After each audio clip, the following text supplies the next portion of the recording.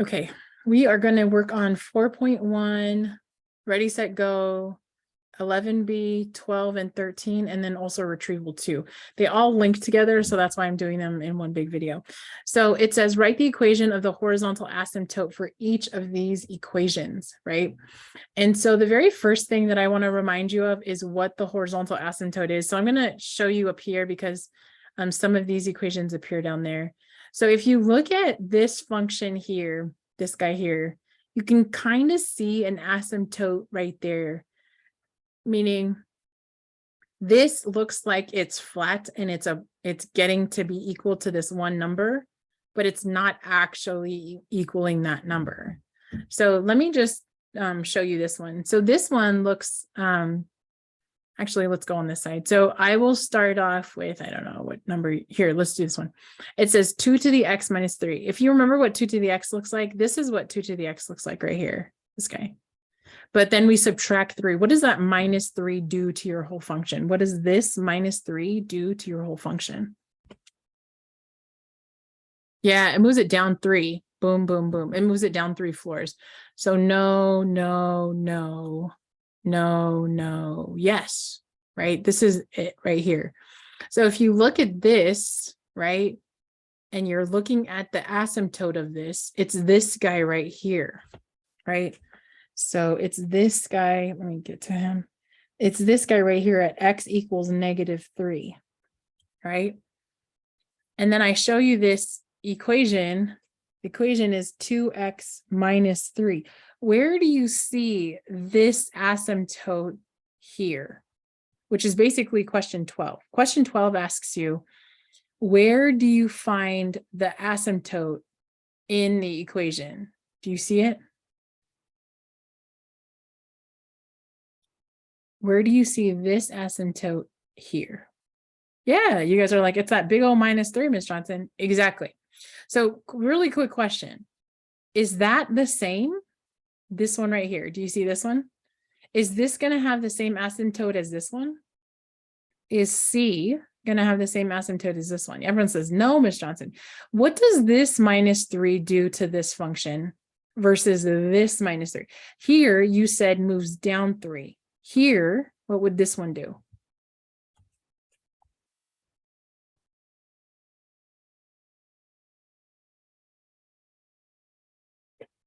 Yeah, this one moves it right 3. More importantly, it moves it not down or up, right? So if I took this equation, which is my 2 to the x, and does everybody see my asymptote right there? X is equal to 0, right? Because there's no number right there, right? If I said, hey, what's the asymptote of this? Based on what you just told me, this asymptote should be 0, correct? Very good. If I took my asymptote right here, now let me just grab a line really quick. Draw shapes, line. See if I can get a line to snap onto this. Okay, let's see. Can I get you? It won't snap. Okay, pretend. Oh, let's see if I can go down here. It's not going where I want it to go. Can you just pretend that this is the x-axis? Is that okay? If I take my asymptote, my y equals to 0. Oh no, I put x equals -3. That's wrong. Miss Johnson, that's wrong. It should be y. This should be y equals -3. Yay, I made a mistake. Okay, so here it is at y equals to 0 up here, right? And I slide this back to the right 3 like you told me to. Slide it right 3. Did my horizontal asymptote change? Did this horizontal asymptote change? Everyone says what? 1, 2, 3. Did it change? No. So that number you just told me doesn't change my asymptote. Correct. Okay, fine. What's my asymptote for this one then? What is my asymptote for this one? Which is, I think it's this one. So this is right here. Yeah, it's still at y equals 0. Can you see that 0 right there? He's invisible. He's trying to hide from you. He's trying to trick you. Yeah, no, he's right there, 0. Okay. So now what they want you to do over here is they want you to pluck off what your horizontal asymptote would be. So following the pattern that we just said, what would the asymptote here be? Now, don't make the Miss Johnson mistake and write the wrong letter. This is y equals 2. So what would this first one be? Y equals 2? What? Yeah, this is 0. Why, Miss Johnson? Because he's right here at plus 0. You guys all see it? I made him visible. Okay, what about this one? G of x equals 2 to the x minus 3. Y equals -3. Very good. And what about this one? This is the one that we said earlier too, right? Y equals, yep, 0. Ms. Johnson, why is this one 0 again? Because this number here is 0, right? So I see 0, 0, -3, -3, plus 0, plus 0. You guys all see that? That's how that works. All right, can you take a couple seconds to figure out these last couple ones for me real quick? I'm just gonna pause you and come back.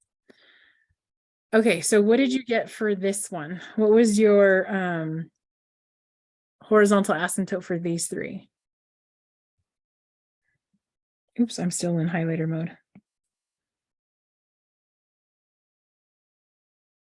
Yeah, y equals -3. Very good. What about this one? What about the next one? Y equals 3. Very good. And what about the last one? Y equals 0. Very good. So then they ask you this question. Use this to explain which values affect the position of the horizontal asymptote in an exponential function. Which letter tells you what the horizontal asymptote is?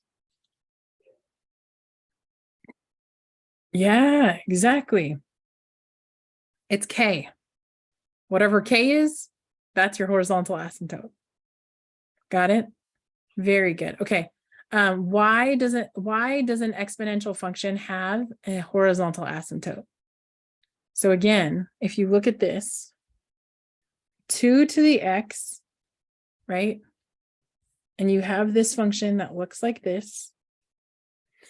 And on this side, it's approaching 0, but it actually doesn't touch it. So based on our conversations today about horizontal and vertical asymptotes, why does this have a horizontal asymptote? What is this horizontal asymptote, by the way? Yeah, it's 0. So here, I'm going to force it to be equal to 0. Is this ever true? Can you think of a number that I can put right here that it would equal to 0? And you're like, no, because this is saying 2 times 2 times 2 is going to give me some number. If I take 2 and multiply it by itself, sometimes, none times, half a time, whatever, is it ever going to give me a 0? And everyone's like, no. This is why it doesn't have a horizontal asymptote. Because 2 to the x can never equal to 0. Very good. Oh, I was supposed to do one more, the retrieval. I almost forgot my retrieval. Where is... I have no idea where this is now. Oh, here it is. No?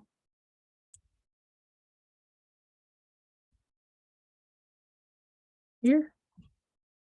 Oh, here it is. All right, retrieval, dun, dun, dun, dun. Number 2, write the equation of this exponential function and then write the equation of the horizontal asymptote. All right, so when we're doing this, we already know that it's like in my brain, I know it's something to the something, and then there might be like a plus something here, and then there might be a plus something here. Like this is the way my brain works. All I have to do is figure out all these somethings.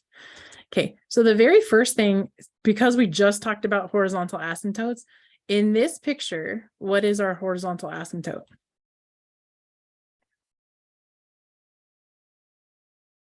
Yeah, he's right here at y equals -3, right? So because he's -3, where does he go? First box, second box, third box, fourth box. Technically, there's another box right here. Yeah, he's in the fourth box. So I just write -3 here. That's it. Yep. Okay. Then what do you do? Okay. So the next thing that I'm going to do is I'm going to look at a couple more things. I want to figure out what the base is and if there's any shifting left to right. So normally when I have my normal like function, it'll always go through this point, right? Because when I plug in a function, like let's just say it's like 3 to the x, 3 to the 0, right? 3 to the 0 is going to be 1. So that point just looks like it shifted down. It doesn't look like it shifted to the right or to the left. Okay. So the next thing that I want to look at is what my base will actually be. So I'm going to pretend that this point is this point, right? And now I'm going to look at that point right there, this point right here. So this point right here is blank to the first, right? So normally if I shifted this down 3, 1, 2, 3, normally this point would be right here, 1, 2, 3. If I shifted it, if I keep shifting things back up 3, do you see how I shifted it? I moved it back up 3. So when I plug in 1, I get 2. Oh, that's cool. So when I plug in 1, I get 2. So I think my base is going to be 2. This is a question. I don't actually know. So I'm just playing around with the idea. And I don't think I have a shift to the left and to the right because this point went straight down, right? So now, because this is my guess, I am now going to check with another point. So obviously when I plug in 1, I want to get out -1, which is true, right? Because when I plug in 1, 2 to the first is 2, -3 is -1. Here's another good point for me to check. So here's me checking. So I'm going to plug in 2, and I'm hoping that I get out 1. So when I plug in 2, I get 2 squared, which is 4, -3 is 1. Yay, I did it. Right? So this is actually my function here. So Ms. Johnson, how would I know if there's a left shift or a right shift? So I really just, I pay attention to what these 2 points normally look like. They normally look like 1 is here and wherever 1 is, wherever it hits it. So if it was 3, then it should have been here, this top point here. So I just play around with my bases until it makes sense. And I plug in a bunch of points to also check. All right, hope that made sense.